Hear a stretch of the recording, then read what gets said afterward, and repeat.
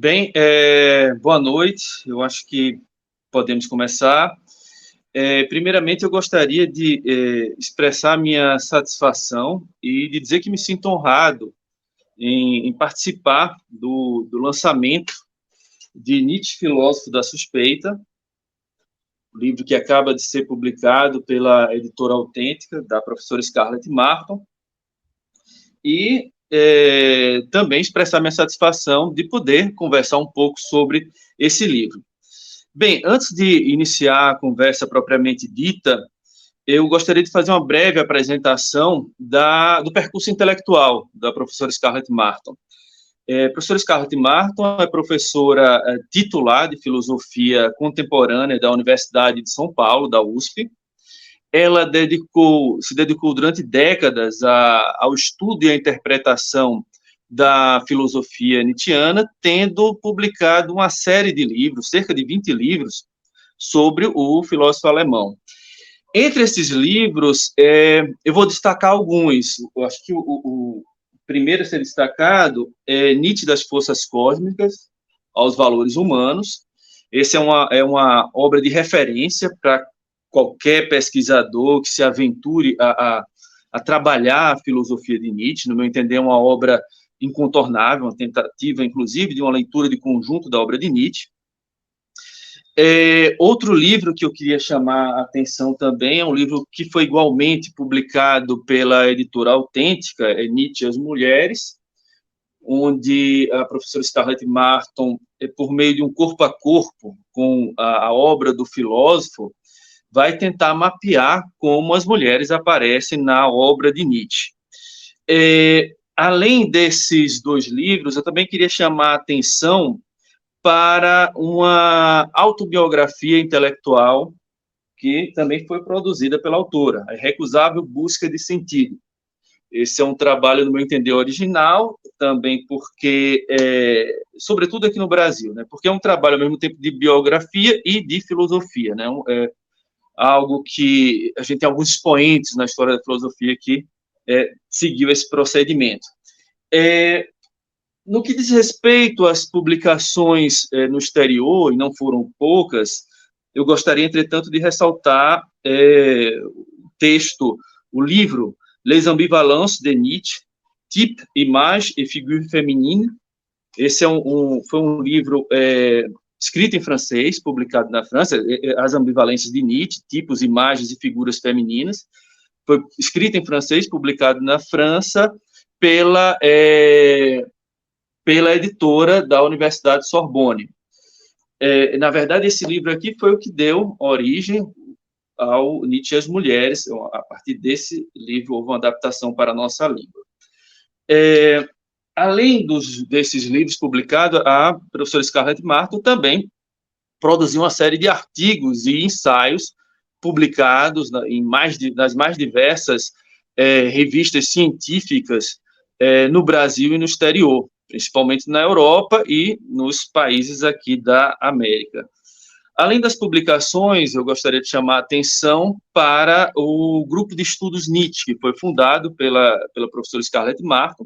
O Grupo de Estudos Nietzsche é um grupo de pesquisa e também de formação em filosofia, que possui núcleos em várias partes do país, estados do norte ao sul do Brasil. No contexto do GEM, a professora Scarlett Martin, ela fundou o Cadernos Nietzsche. O Cadernos Nietzsche é a principal publicação dedicada a Nietzsche aqui na América Latina, e uma das mais importantes do mundo também. Ainda dentro do contexto do GEM, do Grupo de Estudos Nietzsche, queria chamar a atenção para a coleção Sendas e Veredas, que é uma coleção dedicada ao estudo da obra de Nietzsche, ao estudo e a recepção histórica da obra de Nietzsche.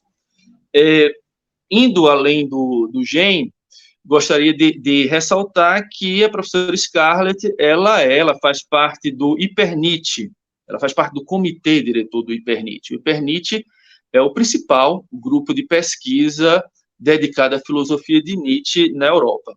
Além disso, ela é também fundadora, ela implementou o GT Nietzsche da ANPOF, da Associação Nacional de Pós-Graduação em filosofia. Boa noite, professor Scarlett. Boa noite, é realmente um prazer estar aqui com você, João, e com todos aqueles que estão conosco nesse momento. E, antes de mais nada, eu agradeço a sua apresentação, sempre tão generosa. Bem, então, obrigado mais uma vez por essa oportunidade de discutir o belo trabalho que acaba de ser publicado. Bem, eu teria uma série de questões sobre o livro a partir da leitura, mas uma primeira questão diz respeito à metodologia do livro, né? O Nietzsche, Filósofo da Suspeita, é um livro introdutório e é um livro dedicado à divulgação científica, isto é, um livro que foi produzido para o grande público. Tem uma linguagem acessível, no certo sentido, tem um caráter didático. Entretanto, eu enxergo uma originalidade no método que foi escolhido pela senhora. Tradicionalmente, quando são produzidos livros de divulgação científica acerca de um determinado pensador, os conceitos são elencados e o autor, o comentador, comenta ou esclarece cada um desses conceitos. A senhora tomou um caminho heterodoxo, um caminho diferente e, por isso, no meu entender, original. A senhora não começou por esclarecer esses conceitos. É claro, os conceitos serão esclarecidos ao longo do texto, mas a senhora começou por tentar desfazer uma série de preconceitos e equívocos que foram sendo construídos acerca da filosofia de Nietzsche ao longo da recepção. Bem, e é sobre isso que eu queria escutar um pouco a senhora falar. Por que escolher esse método? Falar um pouco sobre essa novidade, diria, assim, sobre essa metodologia, essa nova metodologia. Perfeitamente. É que, na verdade, eu já havia escrito 3 livros de introdução à filosofia nietzschiana para o grande público, quando me chegou o convite de um 4º livro. E então, nesse momento, eu pensei: não, um 4º livro, eu não quero me repetir. Não faz sentido eu me repetir, seria plagiar a mim mesma. Então, eu decidi proceder de uma maneira radicalmente diferente, desconstruindo, justamente fazendo um trabalho de desconstrução desses preconceitos, crenças e convicções que, ao longo de mais de 100 anos, 120, 130 anos, foram se colando à obra e à figura do nosso filósofo. E, ao fazer isso, no fim das contas, eu estava procedendo como normalmente se faz, no seguinte sentido: já na modernidade se dizia que pobre não é quem tem os bolsos vazios, pobre é quem está com os bolsos cheios de moedas falsas. A ideia, então, primeira da reflexão filosófica é esvaziar os bolsos, é devastar o terreno, para que então a reflexão possa se dar. O que é a filosofia, senão essa tentativa de ir além do senso comum, de ir além da doxa, de ir além, portanto, dos preconceitos, crenças e convicções que estão arraigados na nossa maneira de pensar. Essa é a tarefa da reflexão filosófica. Por isso que se trata justamente de uma reflexão. Por isso que é necessário passar pela reflexão para se desfazer desses preconceitos, crenças e convicções.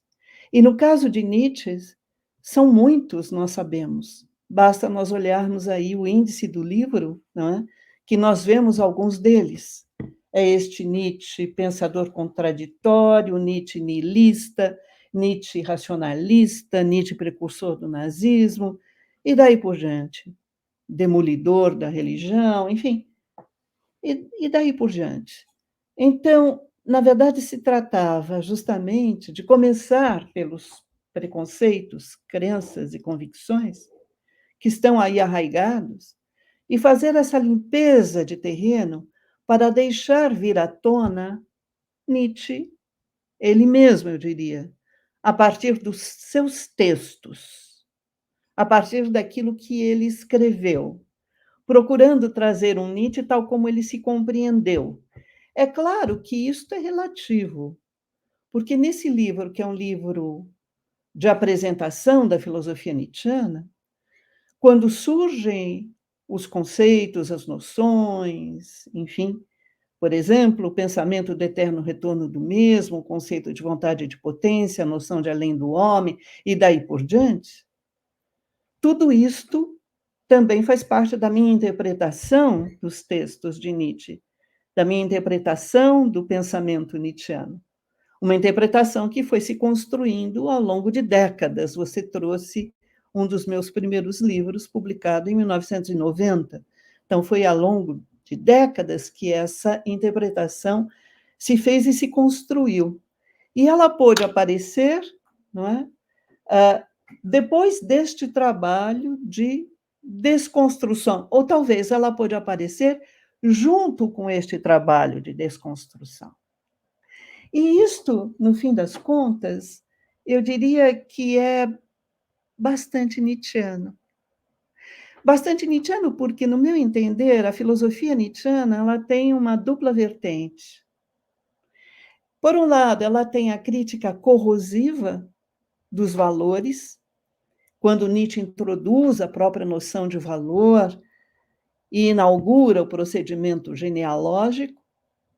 E, por outro lado, nós temos uma proposta construtiva, que é a visão de mundo que Nietzsche nos traz, com o conceito de vontade e de potência, a teoria das forças e o pensamento do eterno retorno do mesmo.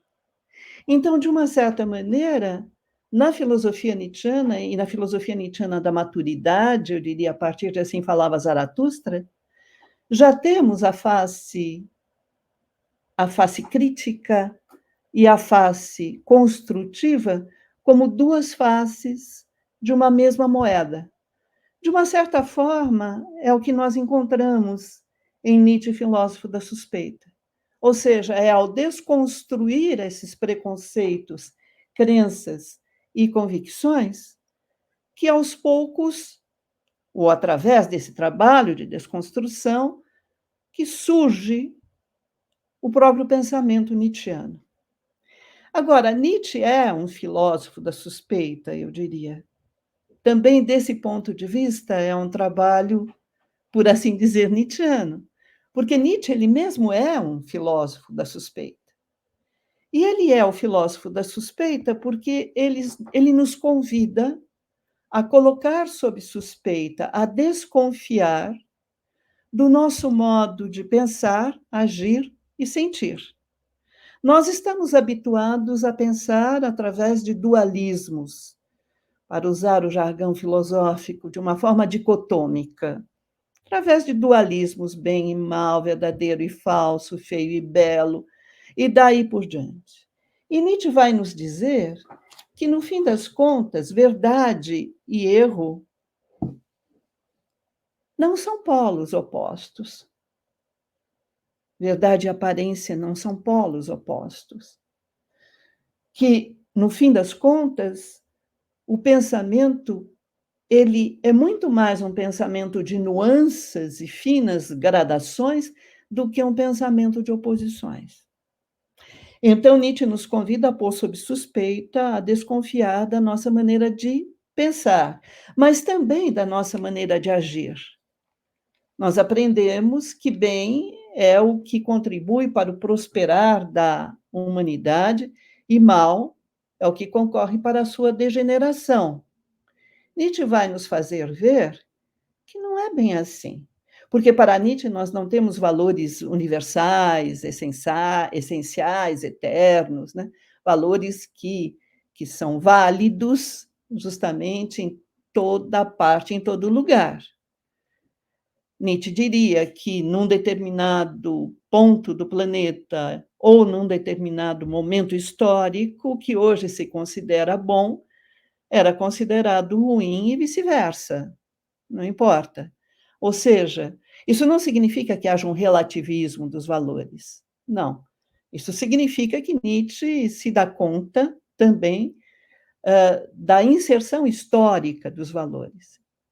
Então, pensar que o bem contribui para o prosperar da humanidade e o mal para a sua degeneração, e bem e mal são os valores que regem a nossa conduta, a nossa forma de agir, o nosso comportamento, Nietzsche vai nos convidar também a colocar isso tudo sob questão, colocar tudo isso em questão, sob suspeita. E, igualmente, no que diz respeito à nossa maneira de sentir. E aqui Nietzsche fará a crítica da chamada moral do ressentimento, eu não vou me alongar agora, e da própria religião cristã, porque, enfim, a religião cristã nos traz a ideia de que precisamos privilegiar o outro mundo em detrimento deste, a outra vida em prejuízo desta, a alma no lugar do corpo. Bem, e segundo Nietzsche, nós estamos tratando de um pensador lá da segunda metade do século XIX, há uma distância, eu acho que hoje talvez isso não se coloque dessa maneira, mas segundo Nietzsche, enfim, é preciso nós alterarmos também a nossa maneira de sentir, colocando em questão essa forma de sentir que nos foi inculcada. Então, desse ponto de vista, Nietzsche é um filósofo da suspeita. Ele nos convida a colocar sob suspeita a nossa maneira de pensar, agir e sentir. Mas quando eu escolhi o título Nietzsche, filósofo da suspeita, eu tinha presente esse aspecto, mas também tinha presente um outro aspecto, ou seja, a ideia de que se tratava igualmente para nós, hoje, leitores do século XXI, de colocar sob suspeita todos esses preconceitos, crenças e convicções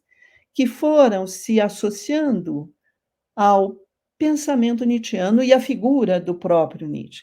Ou seja, uma abordagem a partir do exame dos textos, uma abordagem a partir de uma leitura imanente, como se diz, este corpo a corpo com os textos, para dar a palavra a Nietzsche sem a intermediação desses preconceitos, crenças e convicções.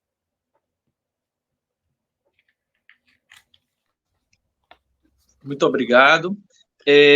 Eu teria, na verdade, uma série de outras questões a partir do que a senhora falou, mas me permita trazer uma inquietação que me veio lendo esse livro e olhando também para outros livros que a senhora publicou, para a obra da senhora. É o seguinte, eu não sei se eu estou errado, mas eu tenho a impressão que é possível identificar ou encontrar uma linha de continuidade entre esses dois últimos livros publicados na Autêntica. Eu me refiro aqui aos livros já citados, o Nietzsche, Filósofo da Suspeita, e também Nietzsche e as Mulheres. E que continuidade, que aproximação eles teriam aqui? O que eu desconfio é uma proximidade tanto na forma, mas também no propósito. Claro, são dois livros diferentes, um é um livro de divulgação científica, outro é fruto de uma pesquisa mais aprofundada, etc. Entretanto, eles têm uma característica em comum. Que característica é essa? Todos os dois são livros feitos segundo o modus operandi da história da filosofia, do comentário rigoroso. Entretanto, os dois trazem à baila temas que estão sendo tratados agora, estão na ordem do dia do debate público. Ou seja, o Nietzsche e as Mulheres traz a questão do feminismo, da emancipação feminina, claro, sempre à luz, sempre a partir da leitura rigorosa dos textos de Nietzsche. Isso é abordado a partir da história da filosofia. E o Nietzsche, filósofo da suspeita, também tem uma série de temas que também estão na ordem do dia. Temas políticos, inclusive, a apropriação que a extrema-direita realizou de Nietzsche, o feminismo volta, a questão da emancipação das mulheres, antissemitismo, o suposto caráter antidemocrático de Nietzsche. E aí me vem a pergunta: essa estratégia da senhora seria um modo de, por meio da história da filosofia, do comentário, ou seja, continuando fiel ao modo de trabalhar que a senhora sempre trabalhou e trabalhou muito bem, mas mesmo assim, sem abandonar a história da filosofia, sem abandonar o rigor do comentário, se inserir de alguma forma no debate público contemporâneo, essa seria uma via aqui para o historiador da filosofia? Muito obrigada pela sua questão, uma questão bastante instigante, eu diria. Bem, antes de mais nada, eu gostaria de trazer, você trouxe com muita pertinência essa linha de continuidade entre Nietzsche e as mulheres e Nietzsche, filósofo da suspeita. Sim, eu diria que também a metodologia, no fim das contas, não difere. Eu diria que eu sempre trabalhei com os textos de Nietzsche recorrendo à mesma metodologia, que é uma metodologia estrutural e genética, né? Ou seja, é fazer contato direto com os textos, é o corpo a corpo com os textos, procurando entender precisamente as articulações lógicas de cada texto, e depois, na verdade, tentando ver de que maneira Nietzsche chegou a essas as suas concepções, ou seja, a partir de que fontes, que leituras, de que maneira ele foi construindo a sua própria filosofia. Bem, mas no que diz respeito especificamente a essa questão, se o historiador da filosofia, na verdade, ele também deve ou pode participar do debate público, eu gostaria de responder, ou procurar responder, em 3 níveis diferentes. Num primeiro momento, eu diria que a filosofia ela está sempre inserida num determinado momento histórico, queiramos ou não.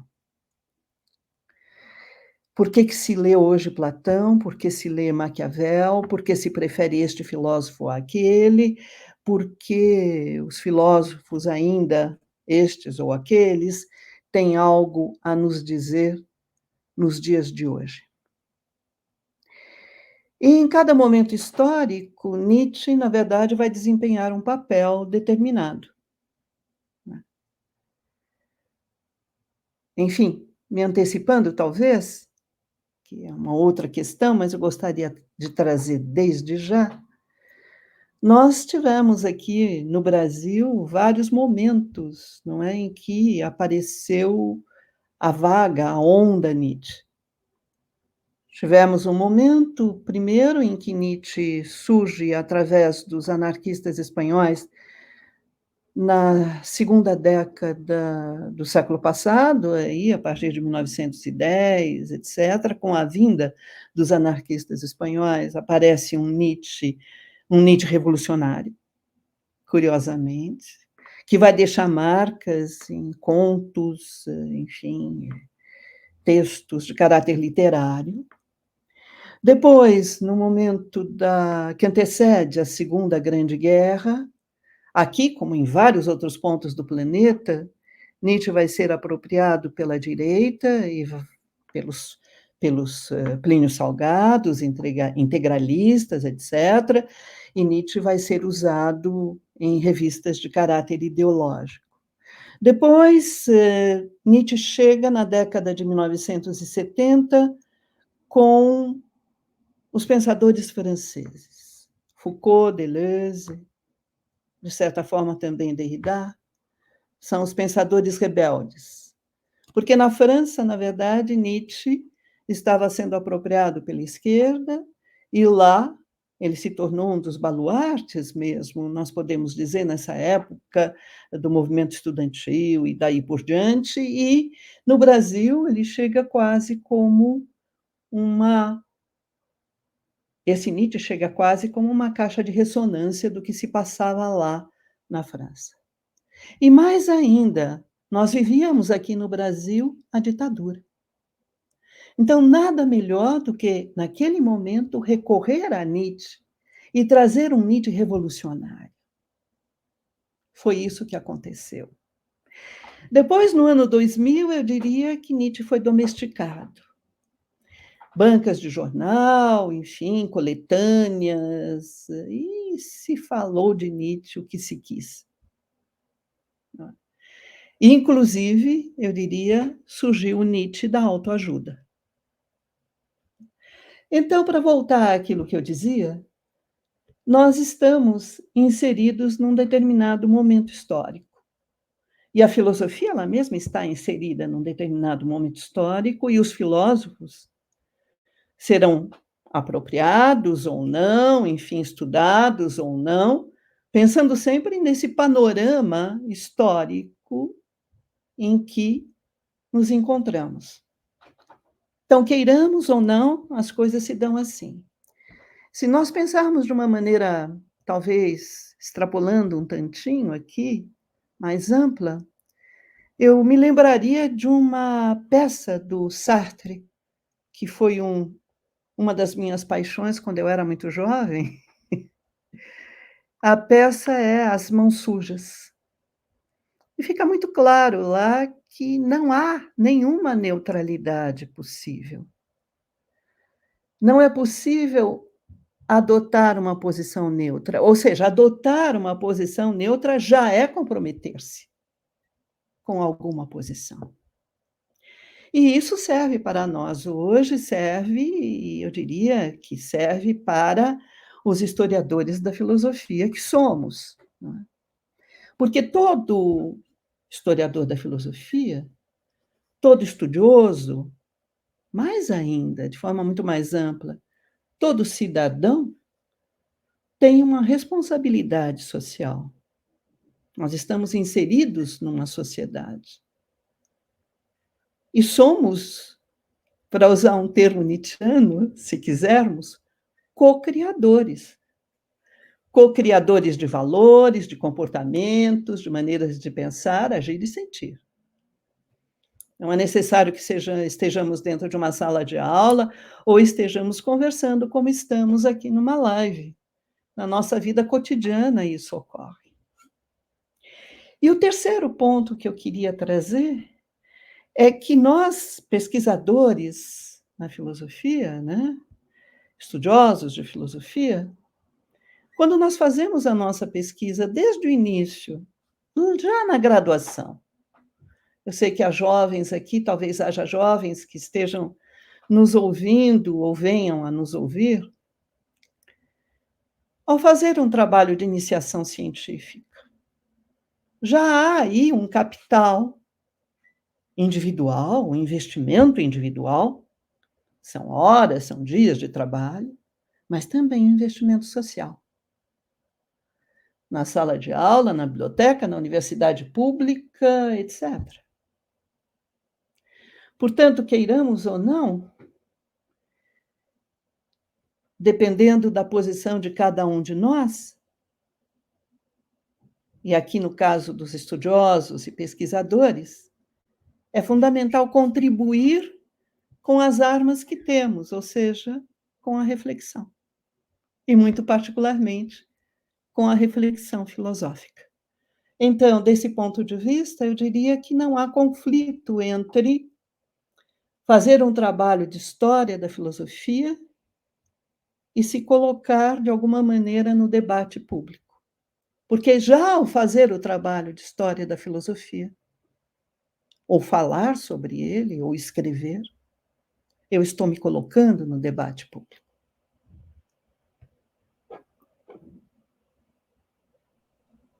Excelente, excelente resposta. E, na verdade, eu vou trazer uma terceira questão, que é o desdobramento do que a senhora falou e das duas primeiras questões, na verdade.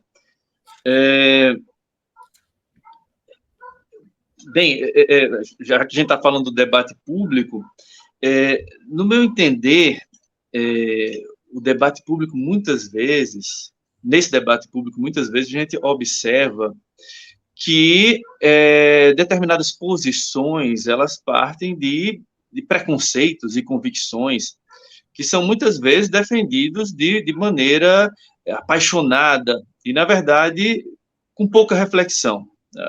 Às vezes a gente tem uma espécie de pseudo-debate, de pseudo-diálogo, na verdade. A gente tem uma briga de convicções. Bem, levando isso em conta, colocar em xeque, colocar em suspeita, para trazer o título do livro, essas convicções, crenças e preconceitos, estou usando aqui os termos que a senhora utiliza ao longo do livro, tomar uma atitude extemporânea frente a esse debate, e aqui, obviamente, aproveito a senhora para escutar uma explicação sobre a noção nietzschiana de extemporaneidade. Muito obrigada, João. Na verdade, eu estava me lembrando de um texto que eu escrevi já há um bom tempo, às vezes eu me lembro, enfim, e aí eu agradeço muito a memória. Em geral, eu não lembro, eu não lembro. Enfim, até ocorre, porque são muitos anos e muita coisa escrita, né? Então, até ocorre de, por vezes, eu tomar nas mãos um texto meu, sem perceber que é meu, e ficar um tanto surpresa com aquilo que eu leio, mas, enfim, isso não importa. O que importa é que, há tempos atrás, eu cheguei a escrever um texto intitulado Por que sou um extemporâneo? Eu acho que ele foi publicado no livro Extravagâncias, ensaios sobre a filosofia de Nietzsche, no ano 2000, se não me engano. 2000, deve ter sido. Bem, e daí eu me lembrei agora, ouvindo a sua questão, que naquela ocasião eu fui atrás do que significa a palavra extemporâneo, na linguagem corrente. E extemporâneo na linguagem corrente significa, está nos dicionários, o que vem ou está fora do tempo, o que não é próprio do tempo em que se encontra. Eu acho que, desse ponto de vista, será que o meu trabalho não é próprio do tempo em que se encontra? Será que o meu trabalho é extemporâneo? Não, eu acho que não. Nós temos vários colegas que estão também contribuindo para irmos além do senso comum, enfim, contribuindo com a reflexão filosófica. Desse ponto de vista, certamente não. No que diz respeito ao sentido do termo em Nietzsche, ele mesmo, nós sabemos que Nietzsche escreveu as suas 4 considerações extemporâneas e havia até planejado escrever uma 5ª consideração extemporânea e uma 6ª. A 5ª ele chegou até a fazer um projeto da 5ª extemporânea, seria sobre a filologia. Mas esses textos de Nietzsche, que foram escritos entre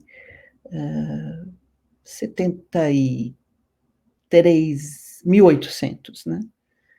Eu esqueço que é 1800, é 1873 e 1876. Esses textos tinham um caráter muito provocador, eles eram textos panfletários, sem que nós venhamos a atribuir ao termo panfletário nenhum sentido pejorativo, não. E 2 palavras, no meu entender, poderiam caracterizar a atitude de Nietzsche ao redigir e publicar esses textos, que são distância e combate. Distância porque Nietzsche insiste em não compactuar com o espírito da época. E é por isso que ele vai atacar, por exemplo, a historiografia, vai atacar os estabelecimentos de ensino, vai atacar as instituições artísticas, e daí por diante. Bem, então, distância, mas é uma distância necessária também para que possa ser feita uma avaliação, para que se possa avaliar. Não é a distância, uma mera distância, não, eu não quero entrar em contato. Não, eu vou entrar em contato, mas eu vou entrar em contato sem compactuar. E eu preciso entrar em contato para poder avaliar, para poder diagnosticar. E tendo diagnosticado, então eu posso tomar uma posição. E a posição que Nietzsche toma, nesses 4 textos, nas considerações extemporâneas, é de combate ao espírito da época. Daí, ser absolutamente necessário nós compreendermos que extemporâneo não é quem fala a partir de uma perspectiva futura. Não. Uma coisa é quando Nietzsche reivindica a extemporaneidade da sua reflexão. Outra coisa é quando ele diz que ele nasceu póstumo. Nasceu póstumo, por quê? Porque, enfim, não teve leitores, não teve repercussão da sua obra, etc.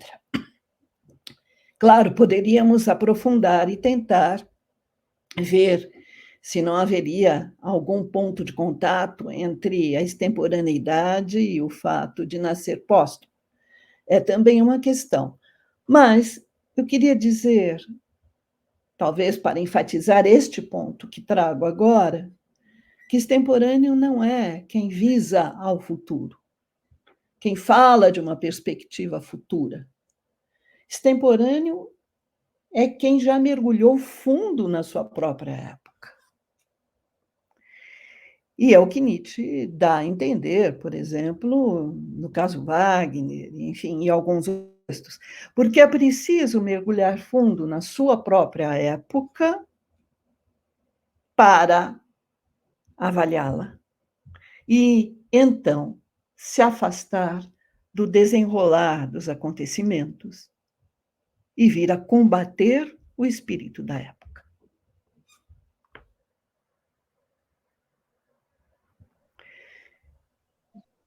Muito obrigado mais uma vez.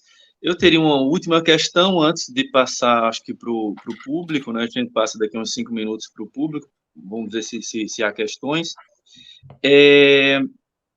Eu agora vou diretamente a um ponto que vou na letra, vou num ponto que a senhora traz no primeiro capítulo, quando a senhora está tratando sobre o caráter antissistêmico de Nietzsche.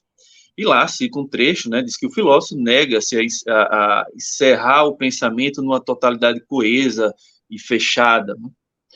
E várias vezes Nietzsche diz textualmente, né, critica a noção de sistema. Entretanto, no meu entender, sobretudo na fase final da obra de Nietzsche, talvez seja possível encontrar uma coesão, ou seja, a gente encontra determinadas noções, determinados conceitos que se relacionam, digamos, de forma orgânica. Me refiro aqui ao eterno retorno, ao além do homem, transvalorização dos valores, vontade de potência, algo que, num certo sentido, a senhora aponta também no das forças cósmicas aos valores humanos. Como conciliar, de fato, não necessariamente pensar de maneira orgânica significa sistema, mas eu queria escutar um pouco mais a diferença entre uma coisa e outra, entre esse caráter antissistemático e essa tendência à organicidade que é possível encontrar, sobretudo, eu acho que na fase final da obra do filósofo. Perfeitamente. Você está coberto de razão, eu concordo inteiramente com você. Na verdade, quando você diz que, na fase final, eu diria a partir de Assim Falava Zaratustra, Nietzsche está construindo a sua própria filosofia. Ele vai visitar vários temas, sem sombra de dúvida, mas vai procurar trazer uma articulação maior entre esses temas. E, igualmente, entre os seus conceitos, noções, etc.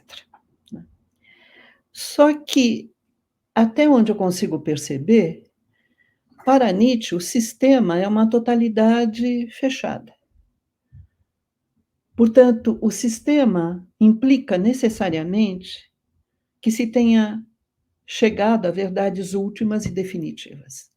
o sistema é dogmático. Dogmático no sentido nietzschiano. Nietzsche vai se posicionar contra a filosofia dogmática em vários textos seus. Eu diria que aquele, talvez, em que essas posições ficam mais claras, mais evidentes, é Para Além de Bem e Mal, onde Nietzsche começa já criticando a filosofia dogmática. E quem são os filósofos dogmáticos? São aqueles que são tomados pela vontade de verdade, ou seja, são aqueles que acreditam ser possível chegar a verdades últimas e definitivas e têm essa ambição. Bem, então o sistema, enquanto uma totalidade coesa e fechada, é uma totalidade de verdades últimas e definitivas. E nós não podemos nos esquecer que, em Nietzsche, o experimentalismo é uma opção filosófica. Ou seja, a filosofia nietzschiana é, antes de mais nada, experimental.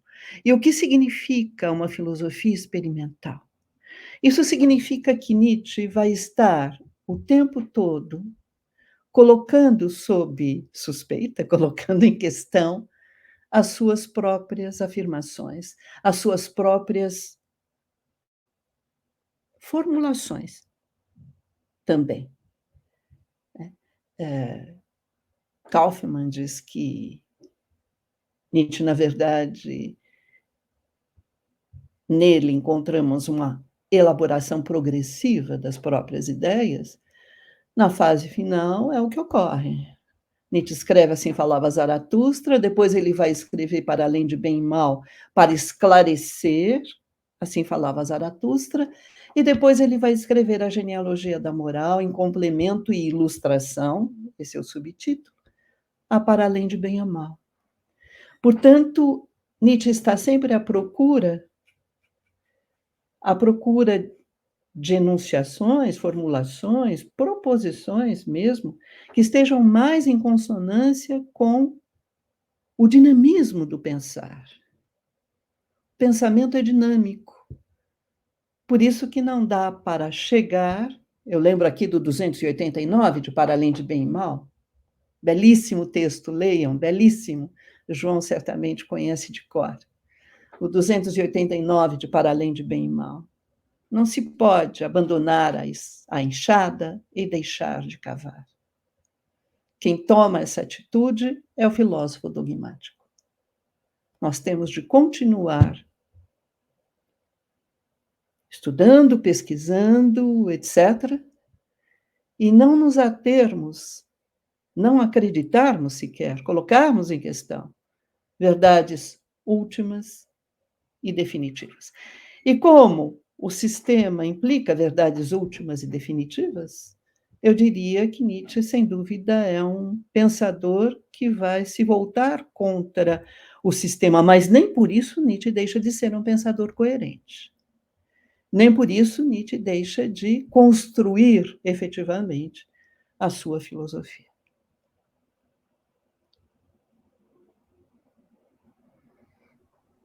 Muito obrigado. Bem, eu teria algumas outras questões, mas a gente tem aqui cerca de um pouco mais de 15 minutos. Talvez seja interessante abrir para o público. Vamos ver se há questões. Eu vou só um minutinho que eu vou ver se acerto aqui abrir o chat e conseguir. Deixa eu dar uma olhada.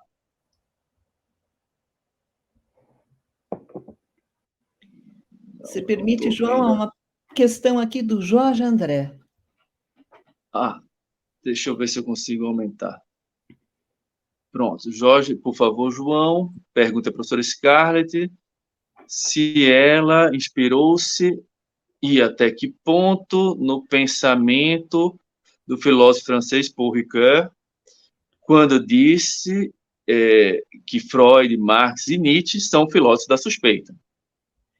Muito bem, muito obrigada, Jorge, pela sua questão.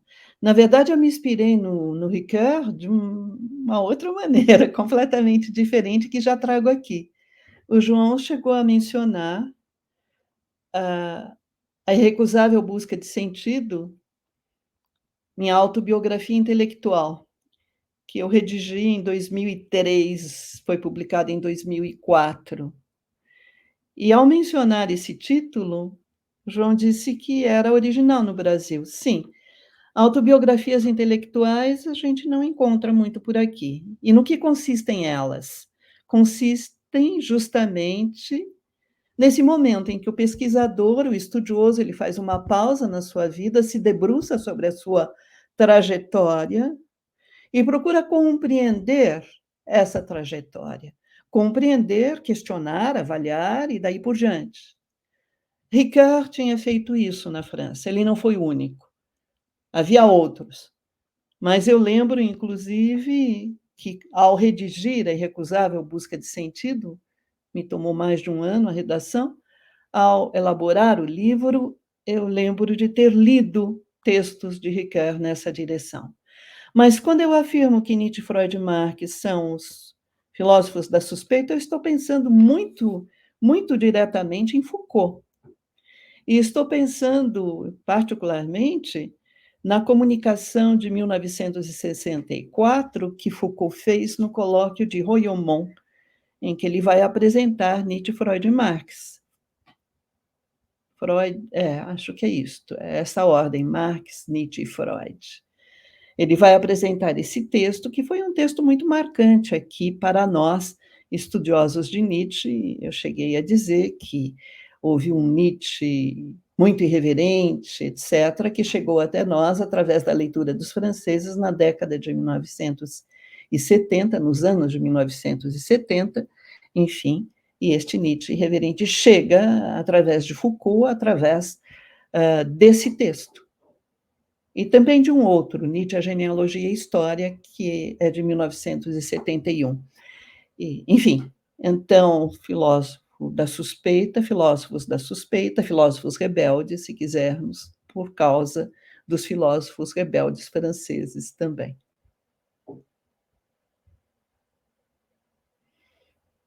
Temos outra questão aqui, a questão de Ângela Lopes. Ela pergunta: a crítica de Nietzsche às estruturas do cristianismo e também ao abandono desta vida em detrimento de outra poderia hoje ser lido como um convite ao ateísmo? Questão de Ângela Lopes. Muito bem, Ângela, muito obrigada pela sua pergunta. Não, eu não diria isso. Eu não diria isso, não. Eu diria porque eu gostaria, você me dá a oportunidade de falar da célebre, celebérrima frase de Nietzsche: Deus está morto. Na verdade, o Deus que está aí, o que significa essa frase? É que Deus não tem mais poder eficiente, ele não serve mais para grande coisa quando se trata dos valores. Não é? Vamos lá atrás.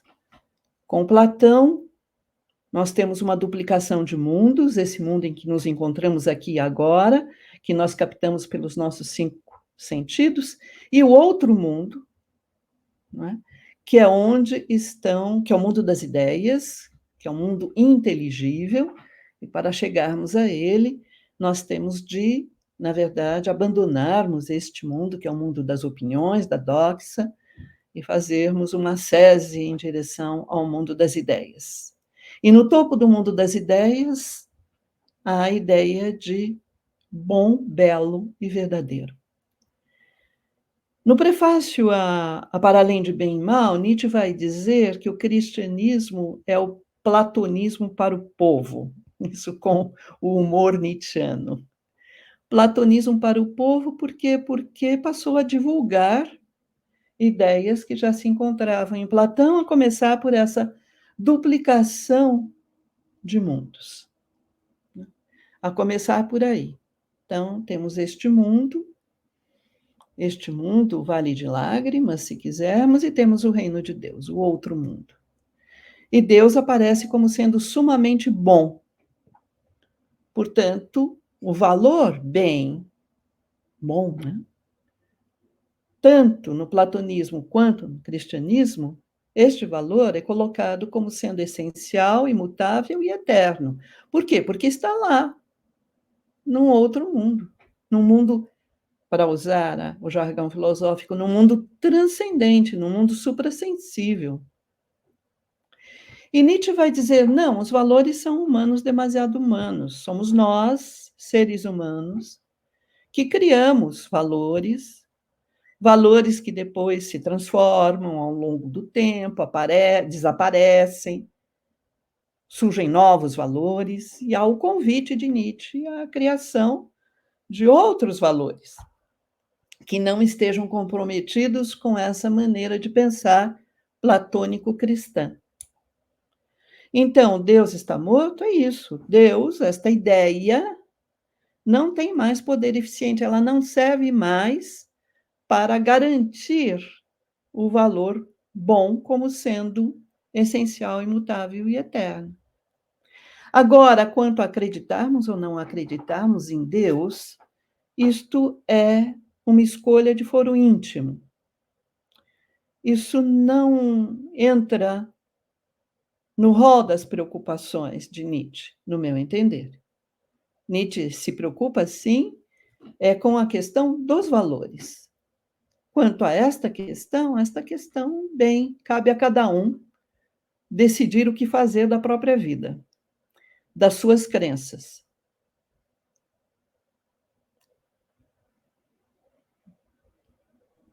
A gente tem mais uma questão, é de Tiago Vieira.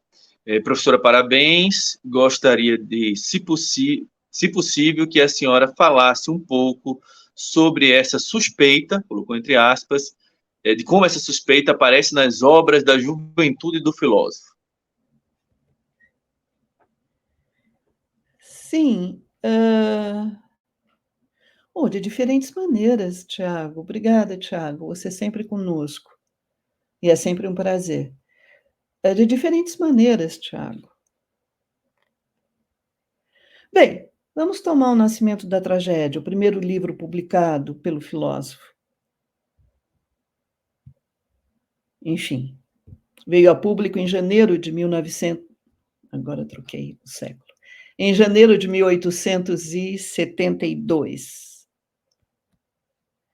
Nesse livro, Nietzsche vai contrariar, nós sabemos, os filólogos, não é? Inclusive, há aquela célebre polêmica com o filólogo de plantão, o Wilamowitz. Ou seja, ele já está colocando sob suspeita uma certa maneira de conhecer, uma certa maneira de abordar a tragédia grega. E trazendo uma outra forma. Até então, por exemplo, os críticos de arte, os estetas, haviam sublinhado na tragédia grega só o elemento apolíneo. Nietzsche vai desconfiar dessa maneira de trabalhar e vai introduzir o dionisíaco. Apolo e Dioniso são inseparáveis, como a luz e a sombra. Nas considerações, podíamos ir além, né? Podemos passar sobre o ensaio inacabado de 1873 sobre verdade e mentira no sentido extramoral, fantástico, belíssimo texto inacabado, em que Nietzsche vai também colocar em questão, vai colocar sob suspeita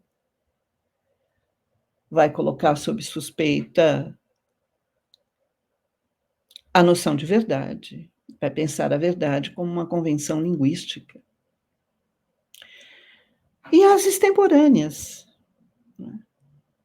A suspeita, por exemplo, do velho hegeliano David Strauss, que foi objeto da primeira consideração extemporânea, toda a crítica que Nietzsche vai fazer ao livro recém-publicado do David Strauss, que é A Antiga e a Nova Fé.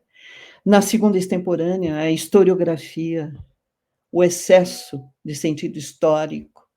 Na terceira extemporânea, como eu já mencionei aqui, os estabelecimentos de ensino que já haviam sido também objeto de conferências de Nietzsche, né? Toda uma crítica ao sistema educacional alemão, prussiano em particular. E depois, as instituições artísticas, com a quarta e última consideração extemporânea publicada em 1876, sobre Richard Wagner em Bayreuth. Então, nós poderíamos dizer que a suspeita já faz parte aí do modus operandi nietzschiano, né? Percorre os seus textos todos, nós podemos encontrar e encontramos em seus textos todos os seus alvos de combate, aquilo que Nietzsche questiona.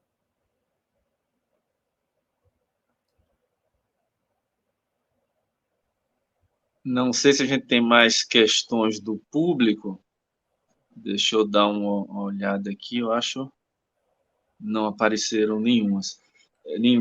Então, professor Scarlett, Não, teria talvez... desculpe, Tem outra? eu acho que teria mais uma, mas eu acredito que o nosso tempo está praticamente esgotado. Há mais duas, mas, enfim, eu tenho a impressão, porque senão elas estariam na tela. Tá ótimo. Então ficamos por aqui, né? Muito obrigado por possibilitar esse diálogo, a leitura do livro da senhora e poder conversar com ele e de, mais uma vez, ter essa troca com a senhora e pela disponibilidade também. Eu agradeço muitíssimo, João, o fato de você ter aceito o convite da Editora Autêntica para conversarmos esta noite. Agradeço muitíssimo também a Editora Autêntica por ter disponibilizado esse nosso espaço, esse espaço para a nossa conversa, e gostaria de agradecer muito especialmente a cada um que esteve conosco esta noite, ou que virá estar conosco nos tempos futuros. Muito obrigada. Muito obrigado, boa noite a todo mundo.